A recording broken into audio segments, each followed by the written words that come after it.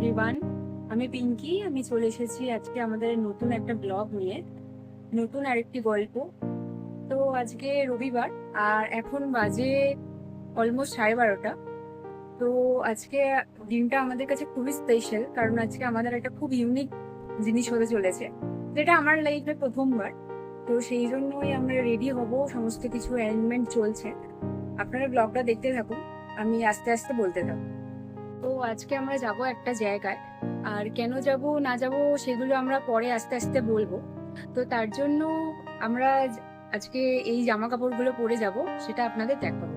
তো আজকে যে আমরা বেরাবো, সেই জন্য আজকে আমি এই শাড়িটা পরবো, আর তার সাথে এই হার, এই চুড়ি আর এই ঘড়িটা। এই শাড়িটা আমাদের বিয়ের পর দেবরুনের মামার বাড়ি থেকে আমাকে দিয়েছে। শাড়িটা এখনো একবারও পরা হয়নি। তো আজকে ভাবলাম যে আজকে যেহেতু একটা গুড অকেশন, তার জন্য এই শাড়িটা পরে যাবো। পরবে এই জামাটা, এই জিন্সটা আর এই ঘড়িটা, আর মামুনি পরবে এই সালোয়ারটা,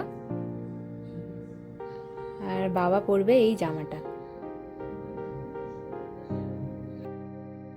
আমাদের বেরোনোর কথা ছিল 1:45 নাগাদ, কিন্তু অলরেডি 1টা বেজে গেছে, এখন প্রায় 1:15 মতো বাজে। মেয়েদের তো টাইম লাগে একটু রেডি হতে, তো আমার জন্য একটু দেরি হয়ে গেছে। আর এই আমরা রেডি হয়ে গেছি, এবার বেরোবো। আর এখানে মামুনি বাবাও রেডি হয়ে গেছে। আজকে বাইরে মারাত্মক রোদ্দুর, কিন্তু আমরা যেহেতু ডিসাইড করেছিলাম আজকে দিনটা বাইরেই সেলিব্রেট করব, তাই আমাদের বেরোতেই হবে। তো দেবারুণ ওদিকে গাড়ি বের করছে, তো আমরা একবারে লোকেশনে গিয়েই আপনাদের জানাবো আমরা কোথায় এসছি আর কেন এসছি। ততক্ষণ আপনারা দেখতে থাকুন।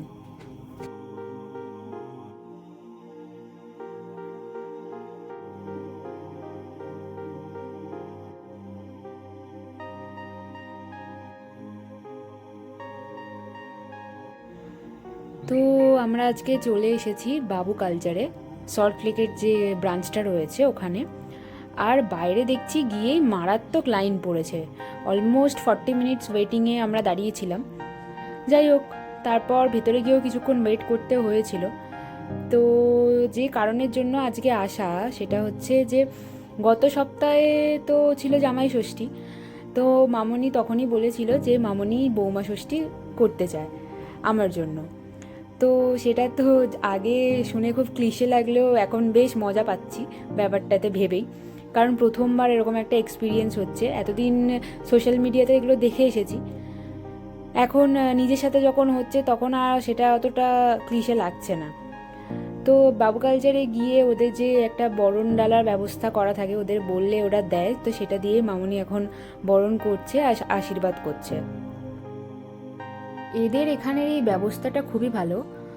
যদি বার্থডে হোক, আইবুড়ো ভাত বা জামাই ষষ্ঠী বা যে কোনো ধরনের অকেশন সেলিব্রেট করার হয়, এখানে চলে আসলে সবাই মিলে একসাথে খাওয়া দাওয়া, তার সাথে এরকম একটা বরণের ব্যবস্থা রয়েছে, আর অ্যাম্বিয়েন্সটাও এত সুন্দর। আপনারা অবশ্যই একবার ট্রাই করে দেখতে পারেন, আপনাদের খুবই ভালো লাগবে। ও আর এদিকে বলে রাখি, আমি কিন্তু বৌমা ষষ্ঠীর গিফট অনেক আগেই পেয়ে গেছি। খাওয়া দাওয়া, গিফট, সবাই মিলে আড্ডা দেও, একবারে জমজমাট ব্যাপার স্যাপার।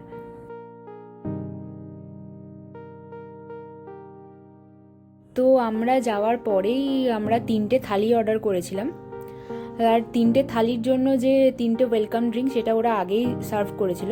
ও আর একটা স্টার্টারও আমরা অর্ডার করেছিলাম, এটা হচ্ছে ভেটকির এলোঝেলো।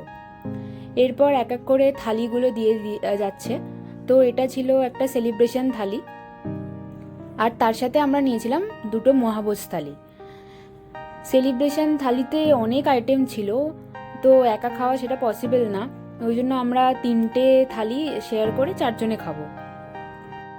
আর সেলিব্রেশন থালিটা নেওয়া হয়েছিল আমার জন্য, যেহেতু আজকের পারপাসটাই আমি নিজেকে বেশ একটা সেলিব্রিটি মনে হচ্ছিল।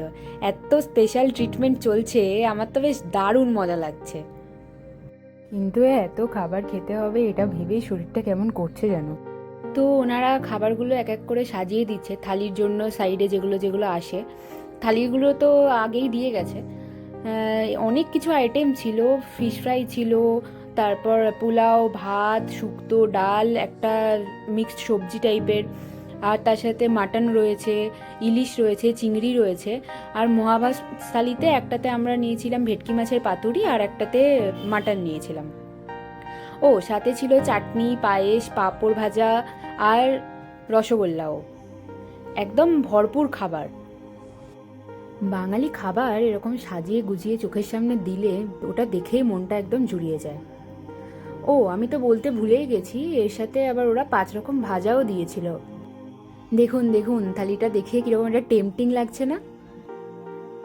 প্রত্যেকটা খাবারই খুব ভালো ছিল, মাছের কোয়ালিটি, মাটন, এমনকি যে ভেজ ডিশগুলো সাইডে ছিল সেগুলোও খুবই ভালো ছিল। আর আপনারা যদি বাবু কালচারে যাচ্ছেন অবশ্যই ওনাদের যে শিলে বাটা মুরগি রয়েছে ওটা ট্রাই করবেন, আর তার সাথে ভেটকির এলোঝেলো, দুটো মারাত্মক খেতে। আর সমস্ত কিছু খাওয়ার পর শেষ হয়েছিল এই পান দিয়ে। তো আজকে আমাদের তো খেয়ে দিয়ে আর ওঠার মতো ক্ষমতা নেই, কিন্তু তাও আমাদের বাড়িতে যেতেই হবে। এত কিছু খাওয়ার পরে যেন মনে হচ্ছে বিছানাটা টানছে। যাই হোক, তো এরপর আমরা দুটো মশলা কোলা অর্ডার করেছিলাম, যাতে খাবারটা কিছুটা হলেও একটু নামে। তো এই ছিল আমাদের রবিবার দুপুরের বৌমা ষষ্ঠী সেলিব্রেশনের গল্প। দিনটা খুবই স্পেশাল কেটেছে। মামনি আর বাবার কাছে আমি খুবই গ্রেটফুল এতটা ভালোবাসা দেওয়ার জন্য, আমাকে এতটা স্পেশাল ফিল করানোর জন্য। আর অনেক অনেক ধন্যবাদ। এই ছোট ছোট মুহূর্তগুলোই জীবনে সবথেকে বেশি গুরুত্বপূর্ণ। তো আজকের গল্প এখানেই শেষ করছি। আমরা আবার ফিরে আসবো আমাদের নতুন কোনো গল্প নিয়ে। ততক্ষণ আপনারা আমাদের ভিডিওটা দেখে অবশ্যই জানাবেন আপনাদের কেমন লাগলো, আর আমাদের চ্যানেলটাও সাবস্ক্রাইব করে দেবেন। আর আপনাদের কোনো সাজেশন দেওয়া থাকলে সেটাও অবশ্যই আমাদের কমেন্টে জানাবেন। Thank you.